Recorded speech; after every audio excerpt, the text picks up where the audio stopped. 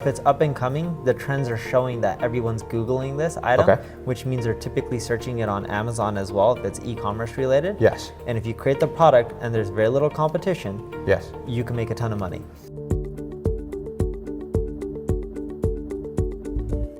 Before we get started, make sure you subscribe to this channel, and if you're on YouTube, click the alert notification. If you don't know Neil Patel, this is his book right here. You should know this guy. I'm gonna say this in all honesty. I read almost no business blogs, almost no articles. Most of it's BS. A lot of you have read Neil's. You've got a couple different blogs. Yeah. He's got two that I follow, and we're gonna be talking about. If you don't know who Neil is, 8-figure entrepreneur. Forbes named him top 10 marketer in the world. What did President Obama name you? Top 100 entrepreneur under the age of 30. Under the age of 30. He has one of the most innovative companies in the world. He does software, tech. But a cool thing about Neil, what we're going to be talking about, is he's got all these like quick hacks to get, number one, to get paying customers. At the end of the day, the hardest thing, Neil, is to get people to actually pay you. Like, people are launching social media marketing agency who work with me. People are, launching their online business, drop shipping. Let's just jump right into this. What's the number one, when you speak around the world, what's the number one quick hack somebody can follow to getting a paying customer? Do you do e-commerce advice? I do e-commerce advice. So what would you say to somebody let's talk about Instagram. How do you use Instagram to get more customers? Sure, so most people on Instagram, their initial gut reaction is go and comment and engage, and all the people have millions of followers. Right. Because if they're popular, you can get traffic from them. But that's actually the hardest way to get customers, because you are unique in which you care so much about social and your followers that you're engaging with them all the time. But how many other people do you know like you who'd spend time? Very little. So the best thing to do is go follow people in industries you want to be get customers in. Yeah. So go follow entrepreneurs and people who have money. Yeah. And most of them have less than 10,000 followers. Most of them usually have only like a few thousand followers. When you like and comment and get to know them and leave thoughtful responses, they'll be like, "Oh my God, I got a comment," because they think they're cool. Because that barely. So go small, not go big. Go small. And go after the people who have money, because a lot of the successful entrepreneurs have very little followers. Yeah. So you're saying most people do, because I've seen that. People will they'll isolate, they'll be like, this person has 2 million. If I can just get them, and they DM, even with me, you know what I just discovered? So those of you who are DMing me on Instagram literally doesn't deliver all of my DMs. And the way I know is if I look in the inbox, and then someone will be like, I DM'd you, and I go and specifically type on their Instagram and click to DM them, I'll see a message that never showed in my inbox. So if you're DMing, or on Twitter you can DM, snapping, same thing. Snap only shows me like 3% of my messages. I've talked to Snap about it. So if you reach out to somebody who's getting too many pouring in, you're actually just basically wasting time. Yeah. So you're saying there's good customers out there potentially for your business or networking that have like 5,000 followers. Most of the successful tech and internet entrepreneurs have very little followers. Why do you think that is? They don't care? Not that they don't care, that's not what they specialize in, right? They're not good at social media marketing. Like even Pete Cashmore from Mashable has barely any followers on Instagram. Yeah. Geico. Geico, billion-dollar brand. Let me check. Last time I checked, they had 8,000 followers. Yeah. It's like, so dude, obviously you may not want to, let's see what Geico has. And I gotta see. They spend like $100 million a year on TV ads? It's something ridiculous. It's more. No. They spend, I think it was hundreds or close to $1 billion. I'm gonna DM Geico right now. What should I say to them? Hey, wanna be on my podcast? I'll see what if I got the Geico gecko here? That would be interesting. I actually met the Geico CEO once. He's this older guy, nice guy. They have 8,460 followers. So the point is, don't make it hard on yourself by going I see that with business networking. People go and they're like, dude, I want to go meet Elon Musk. I'm like, it took me to meet Elon Musk. It took me 10 years of being in business, basically, and networking. And you're well known. Yeah. Yeah, and you go to the right places. I live in near where he, So you think, number one, go small. That's the first one. What's the second tip? Somebody listening, they're launching online for the first time. They're building their brand. Let's talk about one of your businesses. What's the business that people know you more for now? I have an agency that does Yeah. internet marketing. Yeah. And that's growing quite fast. Yeah. But I've been doing it for 16 years. Yeah. So a quick tip if you want to get more customers, because when I first started my first agency, this is my second one, I had no following, and now it's super easy because there's like Crunchbase, which shows like new companies that are getting funded, and there's all these job sites which are posting jobs. So let's say you're looking to be a social media marketer Yeah. and you want to work with companies. There's so many people that don't know social media and don't understand it, because most business owners are not young, right? Yes. They're much older, especially the ones that are larger in size. Yeah. So if you go to Indeed and you find all their job postings, or Craigslist, you can be emailing back, be like, I know you're looking for a social media manager, and you can make a video, make a video job application. Okay. And I know you're trying to get them as a client, not as you don't want to work for them full time. Right. You go make a video and be like, hey, so-and-so, I know you're looking for a full-time social media manager, and I would apply, but you're doing it all wrong. See, the thing is, I know social media really well, and for you to get everything that you're looking for, you need someone to create your content. You need someone to just manage your social media profiles. You need someone to do video. Like, you can break down, and I'm like, that's more than just one job. And if you hire someone full-time, you're not going to get the results you're looking for. I've done well on social media. Look, I'm everywhere. Yeah. Look at my profiles. You know what? I can help you solve all your problems, and best of all, I can do it for less than your job posting as a contractor. So this is literally what you do. Yeah. You'll have people, your assistants, or you'll do it. Yeah.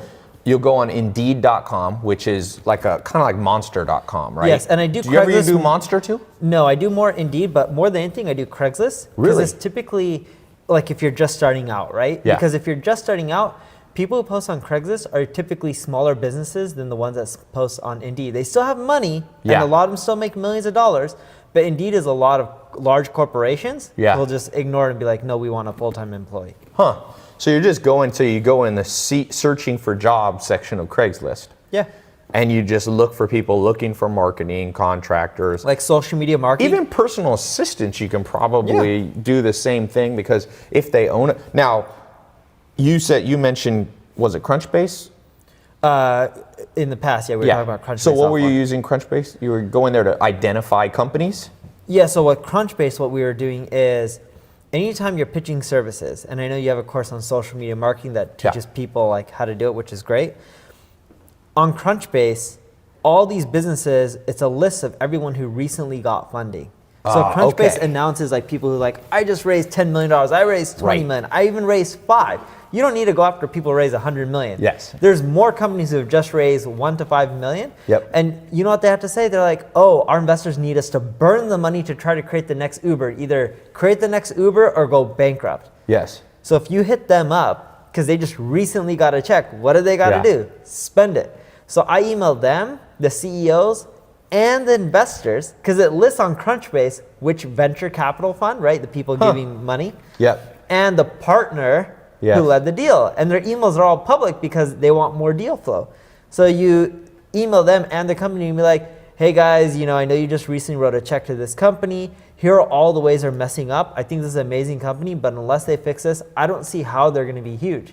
And these investors, they wrote a big check that would be like, go hire this guy. So they'll literally, so you're coming around the back, the backside, and you're getting them to put pressure on the people they just funded, put money into. Yes, That's and a you good tell idea. the investors like, here are all the changes I would make. Yeah. Because the investors aren't going to be like, oh, I'm going to go do this without you. They're the guys writing a check. They don't want to do work. Yeah. They'd rather just go tell the other people, hire this guy. He knows what he's doing. What services, just as a side note, what kind of services do you find for your agency that are the most efficient to offer, that help people the most, that aren't too, some things you can offer people are hard to fulfill for people. They never are happy. What do you find? Do you have just a list of things that you say, this is usually number 1, 2, 3? The easiest moneymaker and actually the best service to offer is paid ad management. So like pay-per-click management, whether it's Facebook ads, Instagram ads, Google AdWords.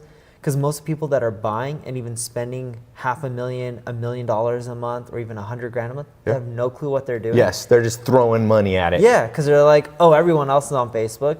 We got to go spend money on Facebook ads. So you'll basically come into them and say, what do you recommend for somebody watching that's doing Facebook ads or thinking about doing YouTube, Insta?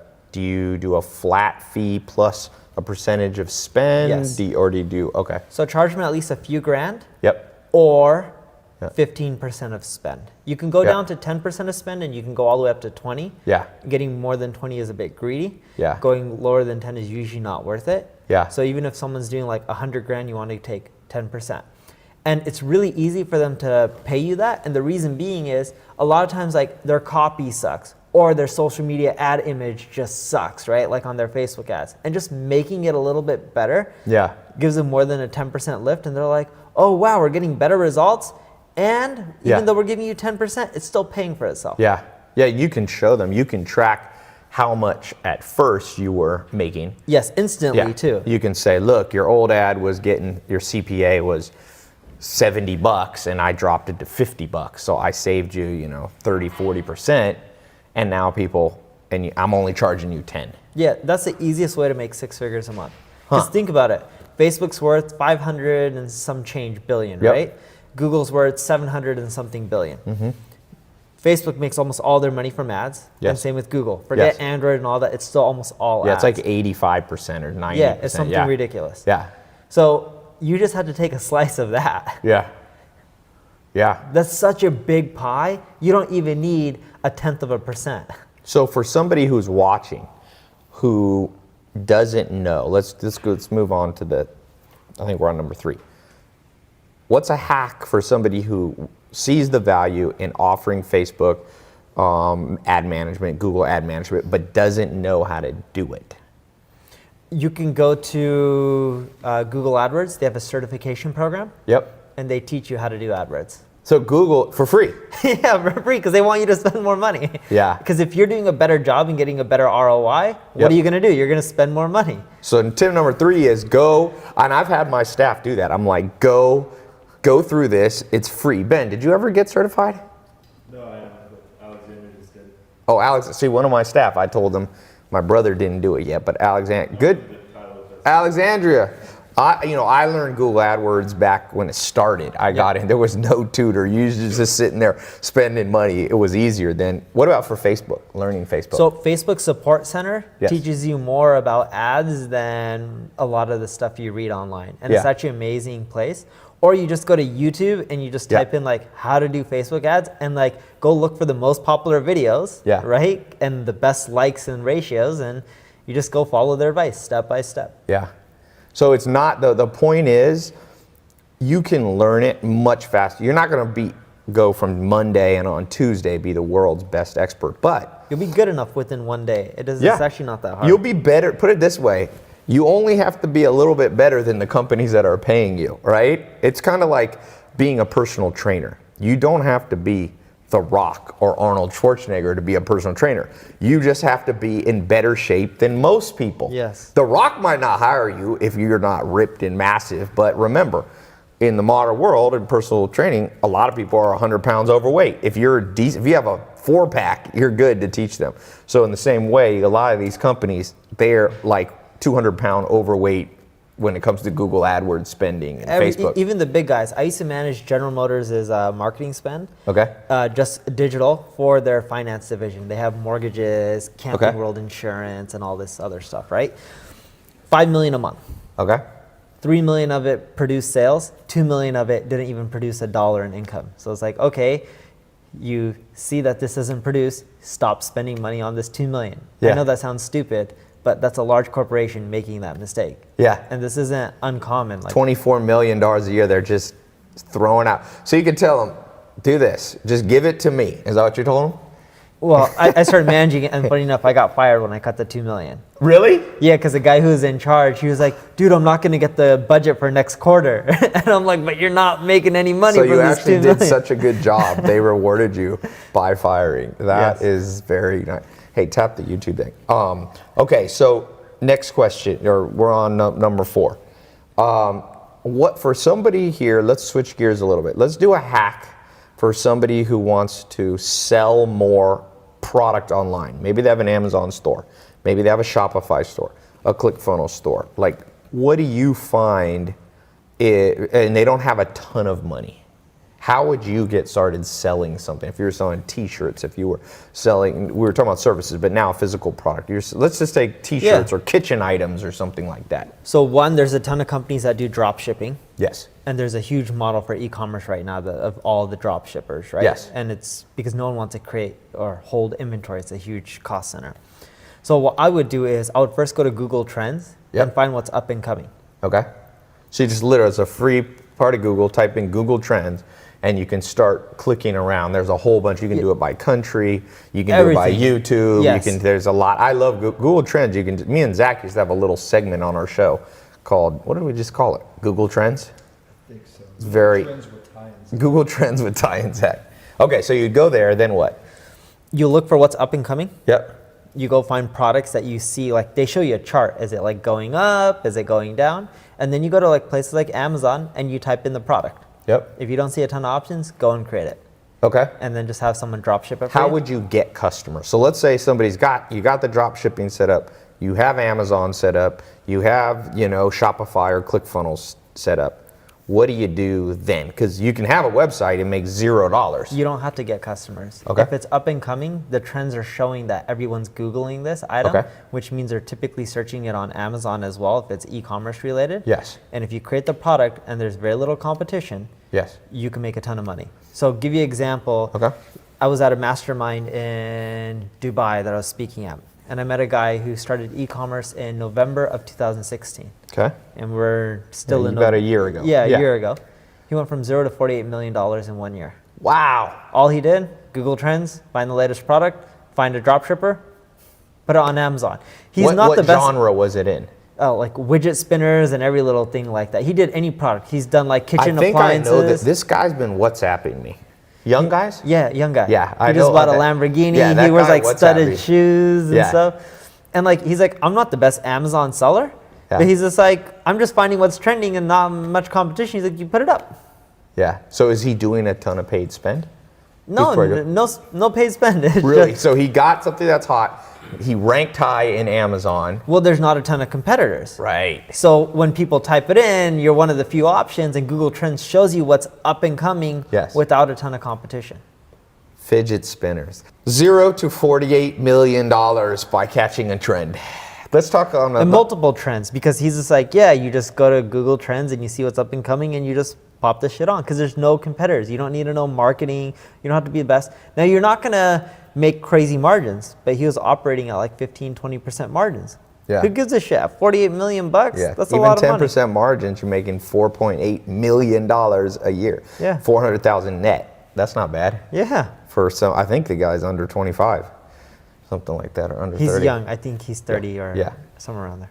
So let's switch gears real quick, because I've been talking about this. This is a bonus here. You make a ton of money, and I always joke, me and Maya, that you never spend any of your money. So, but you invest it.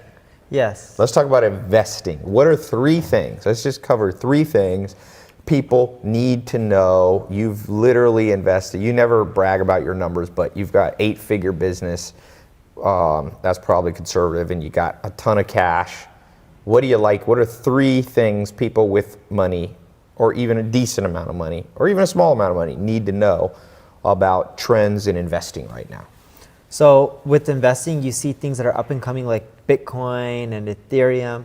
If you're going to invest, think of long-term strategies. Things go up like crazy and they go down like crazy. When Bitcoin goes up 20% in a day, that means those like Bitcoin can also go down really fast, which we've seen it as well. Yeah. So I'm not saying you shouldn't invest in cryptocurrencies, because I do believe it's the future, but don't look at it, oh, today it went up, oh, it went down. Look at it as, I'm going to put money in, and I'm not going to check what it's at until 5 years from now. Yeah. That's how you make like 10, 20x on these cryptocurrencies, right? Because when you start day trading and be like, oh, it went up, I'm just going to cash out and make quick bucks. Or when it goes down, be like, oh my God, I lost like 10 grand. I got to liquidate, and like you become too emotional. Yeah.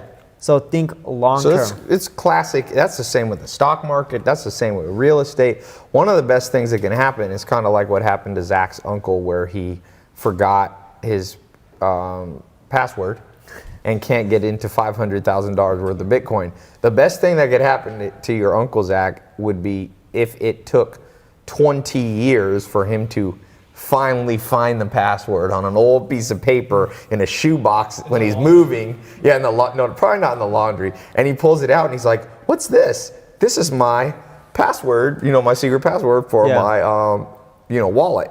And then he goes in there. What do you think Bitcoin could potentially be in 20 years? It might be at, 200,000 or something like that. And he has 10 Bitcoin, be multi-millionaire. Probably wouldn't buy Facebook. Or he gives it to you and you inherit it. No, Zach's going to be trying to knock this guy off. He takes his uncle. Don't you love hang gliding? So, all right. So that's tip number one. Invest in things with solid potential and then just stop checking them because you don't check your house value every day. No. Yeah. I don't understand why everyone's like, "Oh my God, Bitcoin's up like 2,000 points." And I'm like, cool, don't worry about it. It's like, are you going to sell it? No. Then what difference does it make to your life? Yeah. Right? Goes down. I'm like, are you going to sell it? No. What difference does it make to your life? And you actually want it to go down. I wish Bitcoin would go down to $1 again. Yeah, it buy was a at shitload. $1. Then you buy, because if it goes down to $1, people say it's a bubble. If it's a bubble, it goes down to $1. Trust me, it's going to shoot back up to 10,000. So you should buy. Boy, if Bitcoin ever went to $1, I would go all in. Now it's not going to go to $1 probably. I would sell everything I have. You sell everything you have and just buy Bitcoin. So you don't. So the point is, if you are a good investor and you have your head screwed on straight, you can understand that there's nothing wrong with the cycles of capitalism. You want real estate to go down because as long as you don't sell your house when it's down, you don't lose a penny, right? Then you can buy your neighbor's house. You can buy everybody's house that's having a heart attack. Okay, what's hack number 2 for investing your money, your profits from your business? Because I've got now a lot of people are starting to make money from all these different programs I have, and they're doing some dumb stuff with their money. So that's why I literally built an investment course. By the way, I launched this Bitcoin Crypto Academy. We'll put a link. It's tylopez.com. Do we have a special link for this one podcast? Yeah, tylopez.com/Bitcoin. It's pretty cool. It went great. Dude, we crashed my site yesterday. From this? It took like 1 hour to get the site Wow. up. I was kind of pissed. It's a little bit like things crashing. Should you be happy or should you be sad? Yeah, I'll be upset because I'm like lost revenue potential, but I'm happy that I'm like, oh my There's God, this is demand doing there. well. Yeah. I saw Kylie Jenner once crash Google Analytics live. Have you ever seen that? No. She had like 250,000 people hit her checkout page in 1 minute. Do you know how rich you will be? She made $430 million selling makeup in the last 18 months. Seriously? 430. She owns the whole thing herself, her and her mom. Good for her. She's grown faster than L'Oreal, Maybelline. That's the power of social media. That is. So number 2, what's your number 2 hack or piece of advice for people as you make money to do with your money? If you don't know shit about investing, your best bet is real estate. Okay. It's where dumb people get rich. It really is. So you don't have to do some real estate because you're not dumb. I still do it because it's like, and I'm not the smartest either, but here's the thing that I learned.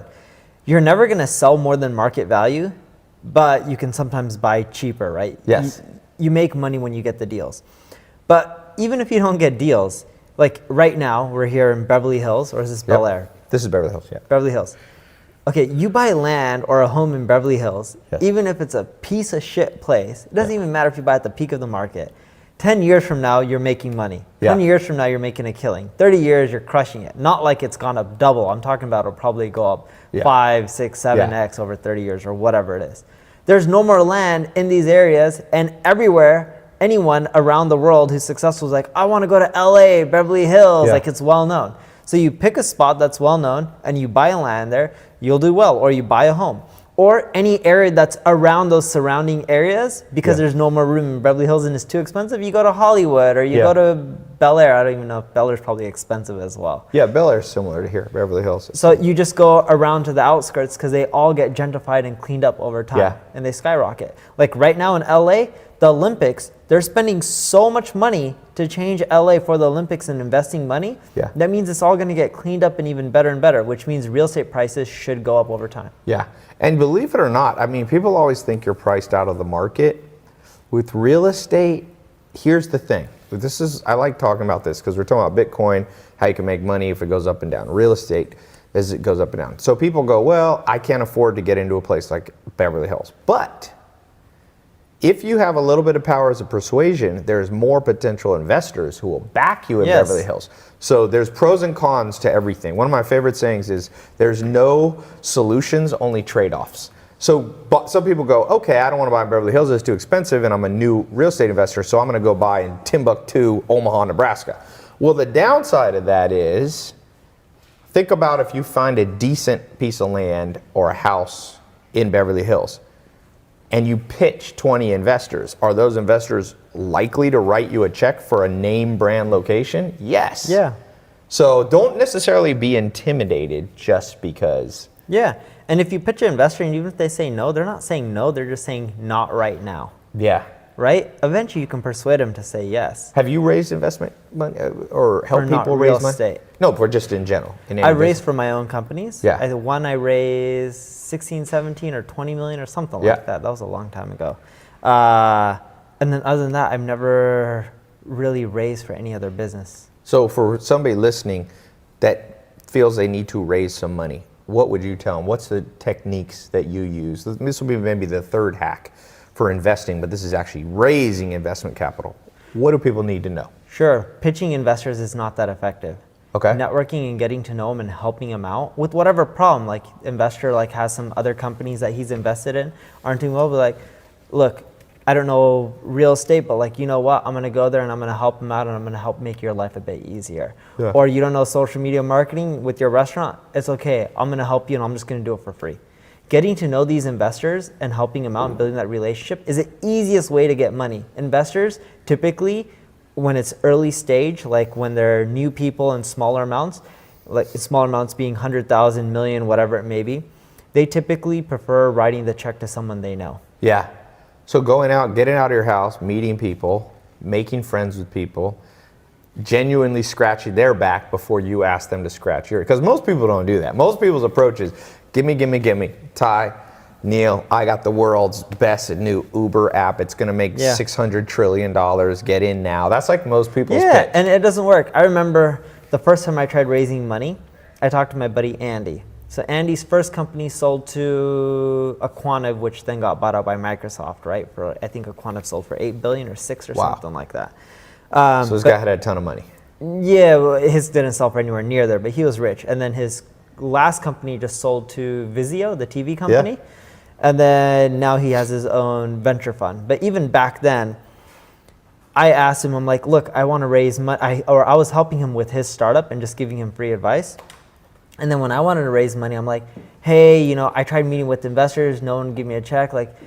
Can you help me? And he's just like, yeah, you help me. He's like, how much are you looking to raise? I'm like, I don't know, $500,000 to $1 million. He's like, how about I offer you a term sheet for $600,000? Wow. That's it. No pitch deck, so you no were nothing. Friends before? Yes. And had you helped him out before? Yeah. What did you do for him? I just gave him some marketing advice. I didn't even do the marketing. I just gave him some marketing advice in a meeting. Yeah. And kept up, and whenever he had an email with questions, I would just answer him. Yeah. That's it, nothing crazy. And he's like, thanks for helping me out. You're a smart guy. He's like, I'll bet on you. Right? Yeah. He's like considering Did he make his money back? I didn't take his money. Oh, you ended up not taking it? No, so I took that sheet and then I took it to investors that I didn't know and I got a better deal. Oh, so that's cool. You get one guy to pitch and then you go around and say, look, this big investor will give me $600,000 for this amount. And then I took $1 million. Really? At the same deal. So same equity, but for more money. That's pretty sneaky, but in a good way sneaky. So let's switch gears for 1 second. You've given a lot of good techniques. I think we gave 7 things, from paying customers, making money with drop shipping, investing, Bitcoin. I read this article, I think you'd like it. It basically was this venture capital guy, and he said he stopped investing as an angel investor. And the article says the reason he stopped is he goes, there's so many good ideas out there that will work, that will be big. Yeah. There's so many people willing to fund it. But he said there's not enough good, qualified, solid people to do it anymore. Partly because the school system hasn't trained people. We've grown up and been taught to be robots. Partly because, I don't know, maybe people don't, life's so easy nowadays, you don't develop the character from going through, like my grandma went through the Depression in Germany for 10, she grew up eating like carrots, soup, breakfast, lunch, and dinner. So you develop like this certain like strength of fortitude of will. That's true survival. Yeah, like survival. What do you, for somebody watching right now and listening right now, like, what do people, I call it the it factor. When someone comes to me, I can pretty much tell. I've bet against and for people. And nobody I've ever bet against, now I usually don't tell them because I don't want to be rude, but just I've never seen but somebody I bet against actually do well. And the people that I bet on, some of them haven't gone, but a fair amount of them have gone on to do big things. What do you look for? Like, what is that someone can start building within themselves, that it factor? I look for someone who's really good at one thing. Okay, so like focus? Yes, because you're either going to be like, you are an amazing marketer, building communities, building that tribe, educating, like rallying people up, and you can get people to do a lot of things, right? Like you can command audience. Gary Vaynerchuk is another person who's amazing at that, right? Some people are amazing at engineering and coding and solving problems. Some people are beautiful designers, like Apple hires amazing product designers, right? You find someone who's excellent at one thing, right? Think of like the Malcolm Gladwell 10,000 hours. Yes. Find someone who's amazing at one thing and is putting their skill to work, because the chances are they're going to be better at that than most people. Yes. So there's a good chance that they'll succeed compared to most people. So for you, the it factor would be like hyper focus and mastery. Yes. Like if you look at Brian Lee from ShoeDazzle, he did, or Honest Company, he did ShoeDazzle before that, did LegalZoom before that. And everyone's like, what's his model? Is he a lawyer? Is he an entrepreneur? I'm like, to me, his model is finding demand, like people want to buy products, and finding a celebrity to go with that demand. So that's like his one skill that he can do better than most people. Robert Shapiro was LegalZoom, Kim Kardashian was ShoeDazzle, and then Jessica Alba was Honest Company. He always finds like a celebrity figure to go promote it. You were just talking about, was it Kylie Jenner? Yeah, Kylie. Yep. Right? Yep. Millions of dollars in makeup. Yeah. She's the influencer. Yes. Go find that influencer, or like that's what he does, and then create a business around it. Yeah. Yeah. Actually, Kylie, some Canadians came to her. I don't think she's working with it anymore, but they got her off the ground. They matched her up. So for somebody listening, don't be afraid. Like Confucius said, the man who chases two rabbits catches none. Yes. And a lot of people in this world, and I tell people, you want to do a lot of experiments to find, kind of like the Dubai guy you're talking about. He's looking on Google Trends, testing different things to drop ship. He finds the one fidget spinner or whatever and makes 48 million bucks. But it's okay to experiment a lot, but you still, at the core basic root of you have to be able to tell people real fast what you're good at. Yeah. What would you say? So if you were interviewing yourself, like one of these Groundhog Day thing, what do you say your one core focus power, superpower, we'll call it? What's your superpower? I'm amazing at driving traffic to any type of website. Doesn't matter if it's an e-commerce or B2B. I'm better at that than almost everyone. So basically with that one skill, you can go and make 8-figure businesses. Yeah. No problem. Yeah. So let me do a quick, we're live here. Let's see, what is your superpower? And I want to do some live. I like being live, and I'm going to get Neil to give his opinion of just a business idea for you. So those of you not sure what you want to do, just comment with some superpowers that you have. It could be public speaking. It could be you're a great networker. It could be you're great at Excel. It could be specific. You're good at Google AdWords. Read a couple of these off, Sam, when you see somebody. Google and Facebook marketing. So what would you say there? That's an easy one. Yeah, that's the easy one. So let's say you're great at Google and Facebook marketing. I would end up telling them, like, all right, go find a company who's on Google doing paid ads and Facebook doing paid ads, right? Because that means they're usually not in the middle or leveraging the free traffic like you do really well. And you end up going and finding the CEO of that business. Yeah. Their email's all online. You just Google for it, right? Yep. And you say, let's say their name is John. Hey, John, I know you're really busy. You're spending a ton of money on Google and Facebook ads because your team doesn't know how to get the traffic or traction organically. Right. I can solve that for you. If you can, please forward this over to the person in charge of marketing so that way I don't waste any more of your time. Cheers, Neil. Now, they don't always forward it, but I found that like 20-30% of the time they forward it because in their mind, they're like, yeah, I'm wasting a lot of money. I don't know if this guy's good, but let me forward it.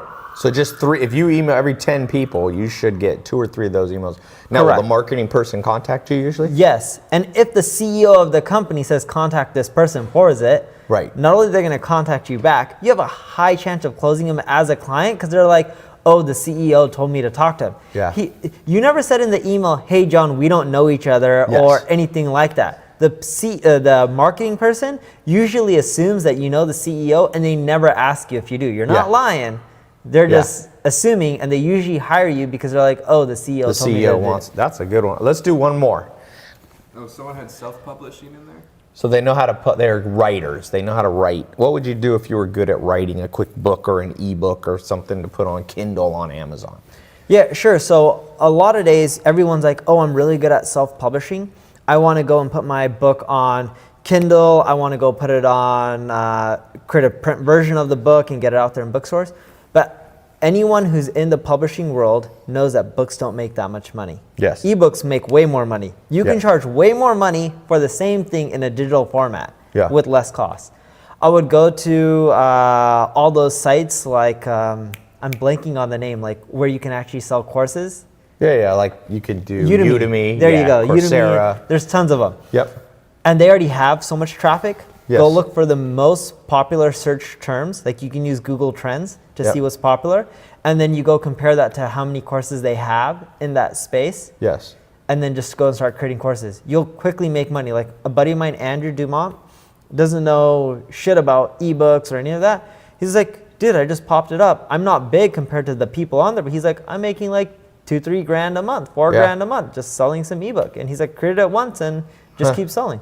So automated income. So for all of you listening, as we wrap up, remember, get a superpower and then build around the superpower. Don't forget one of my favorite cliches, KISS, K-I-S-S, keep it simple, stupid. If one thing I like about Neil, he's like very down to earth. By the way, I want to take a second. He's a New York Times bestselling author, and you got some good testimonials on the back of this book. Daniel Pink, the famous evolutionary psychologist. Dan Heath, he's the guy who wrote Made to Stick. Who else you got?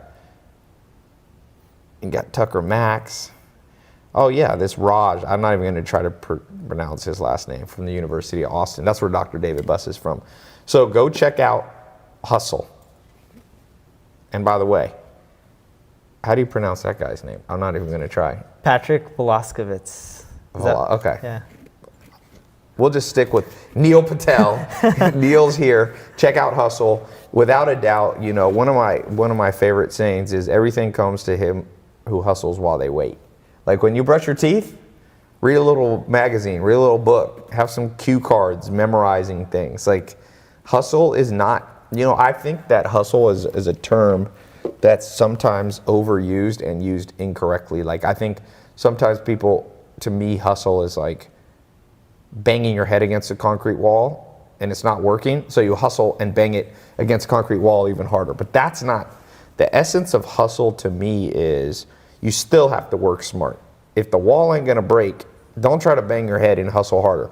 Hustle then is going and finding a shovel and dig under it, or a ladder.